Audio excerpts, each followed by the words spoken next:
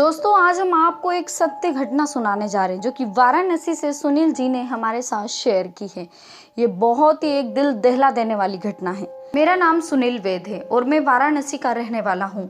मेरे पिताजी शिव जी के मंदिर में पुजारी हैं।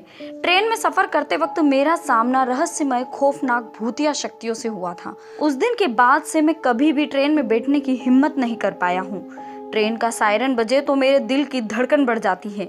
मेरे साथ वह दर्दनाक घटना घटी थी जब मैं अपने दोस्त बकुल और प्रदीप के साथ शिमला घूमने जा रहा था। हमने अचानक घूमने का प्लान बना डाला। तत्काल में ट्रेन टिकट बुक किया और फटाफट रेलवे स्टेशन पहुंचे। ट्रेन निकलने का समय हो चला था। बकुल और प्रदीप ट्रेन में चढ़ गए और मैं नाश्ता पैक करवाने के चक्कर में लेट हो गया। मुझे वॉशरूम जाना था तो मैं रेलवे स्टेशन के पास कोने में खड़े होकर बाथरूम करने लग गया। अचानक मुझे किसी अनजान शक्ति ने जोर से थप्पड़ मारा। मेरे कान में तो जैसे सीटी बज गई हो। मेरे नाश्ते का पैकेट हवा में उछलकर बिखर गया।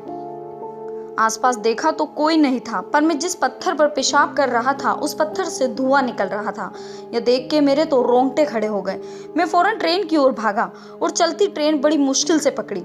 बकुल और प्रदीप मुझे देखते ही गालियां देने लगे। वो बोले कि कहाँ मर गया था, ट्रेन मिस हो जाती तो। अब मैं उन दोनों को कैसे बताऊं कि मैं किस मुसीबत का तमाचा खाकर आ रहा हूँ। ट्रेन ने रफ्तार पकड़ ली और हम तीनों दोस्त भी मस्ती में मस्त हो गए।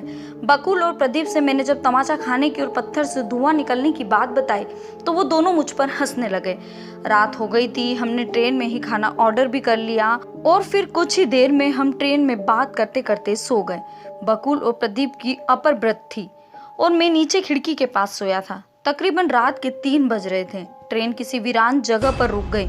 मेरी आंख खुली तो खिड़की से मैंने झांका और देखा कि बाहर झाड़ियों के पास बकुल खड़ा है और उसे किसी विकराल डरावने आदमी ने गले से पकड़ रखा है। मेरे तो होश उड़ गए। मैं फौरन प्रदीप को जगाने लगा तो देखा कि प्रदीप भी अपनी बर्थ सीट से गायब है। मैंने फिर से खिड़की में झांका तो देखा कि प्रदीप को भी उसी बकुल के पास किसी चुड़ैल जैसी डरावनी औरत ने जमीन पर गिरा रखा है और उसने प्रदीप की छाती पर भी पैर रखा है। मैं अपने दोनों दोस्तों की मदद करने के लिए फौरन भागता हुआ ट्रेन के नीचे उतरा और तभी अचानक देखा तो बकुल और प्रदीप दोनों वहां से गायब हो गए और वो दोनों विकराल व्यक्ति भागकर मेरे पास आ गए। अब उस चुड़ैल जैसी औरत और उस डरावने विकराल आदमी ने मुझे पकड़ रखा था। डर का ये आलम था कि मेरी हलक तक सूख चुकी थी और मेरे मुंह से आवाज तक नहीं निकल रही थी। वो चुड़ैल जैसी औरत बोली कि हम दोनों रेलवे स्टेशन से तेरा पीछा कर रहे हैं। हमारे रहने की जगह तूने गंदा किया है, इसलिए हम तुझे अपने साथ ले जाएंगे और तेरे खून से वो जगह साफ करेंगे। इतना बोलकर वो दोनों मुझे झाड़ियों में खींचने लगे। मैं तो अधमरा हो गया था, फिर भी भागने की कोशिश कर रहा था, पर मुंह से आवाज निकले तो कोई मेरी मदद को आए ना। तभी अचानक ट्रेन का सायरन बजा और वो दोनों रहस्यमय भूतिया लोग मेरा हाथ झटक कर भागे। मैं बावलों की तरह ट्रेन की ओर भागा और ट्रेन में घुस गया। फिर से ट्रेन चलने लगी। मैं चुपचाप अपनी सीट पर जाकर सो गया। मेरी धड़कनें काफी तेज थी, फिर भी मैंने डरते डरते खिड़की से झांक ही लिया। तभी देखा तो वो विकराल आदमी और चुड़ैल की जोड़ी सामने झाड़ियों में ट्रेन के साथ दौड़ रहे हैं और दोनों के मुंह मेरी ओर है।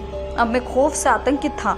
मैं दहाड़े मारकर रोने लगा और चीखने लगा। हमारे डिब्बे के सारे मुसाफिर जाग गए और तभी देखा तो बकुल और प्रदीप दोनों कमीने दोस्त अपनी सीट पर से नीचे उतरते हैं। वह बोले कि हम तो उठे ही नहीं, अपनी सीट पर ही सोए हुए थे, जबकि मैंने उन दोनों को ट्रेन में ना पाकर ही उन दोनों को बचाने के लिए ट्रेन से नीचे उतरने का जोखिम लिया था। सबने मुझे शांत करवाया और मेरे दोनों दोस्त फिर पूरी रात जागते हुए मेरे पास ही बैठे। हम तीनों दोस्त शिमला पहुंचे, घूमे और ट्रेन के दर्दनाक हादसे की याद मुझे पागल की जा रही थी। घर वापसी हमने बस में ही की। घर आने के बाद भी वह भूतिया जोड़ी मुझे डराती रहती थी। एक दिन मैंने अपने पिताजी से मदद मांगी। पिताजी फौरन मुझे उस जगह पर ले गए जहां पर मैंने बाथरूम की थी। उन्होंने पानी की बाल्टी और झाड़ू मंगवा कर मैं उस जगह को खुद पानी से साफ कर दी और वहां हाथ जोड़कर बोले कि मेरे बेटे ने अनजाने में जो गलती की उसके लिए मैं आपसे माफी मांगता हूँ और आप लोगों की मुक्ति के लिए ईश्वर से प्रार्थना करता हूँ। उसके बाद हम घर चले गए। आज उस बात को 1 साल हो चुका है। वो जगह साफ कर आने के बाद कभी भी वह भूतिया लोग मुझे नजर नहीं आए, लेकिन मदद करने के लिए मेरे पापा का मैं आज भी शुक्रगुजार हूँ। लव यू पापा। रोजाना दिल दहला देने वाली घटनाओं को देखने के लिए हमारे चैनल को अभी सब्सक्राइब कीजिए।